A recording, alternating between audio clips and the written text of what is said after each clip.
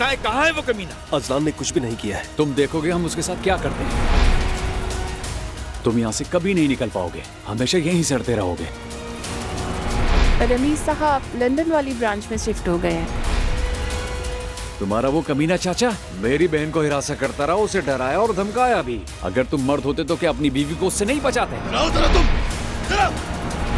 मैं तुम्हारे 3 बच्चों की माँ हूँ अब्दुल्ला। एलिफ भी मेरे बच्चे की माँ बनने वाली है। वो चला गया, वो बगैर कहे कुछ चला गया। कितनी खूबसूरत औरत है। मैं सिर्फ तुमसे मोहब्बत करता हूँ और मैंने कभी तुमसे बेवफाई नहीं की। लेकिन मैंने कर दी है, वो भी कल रात को।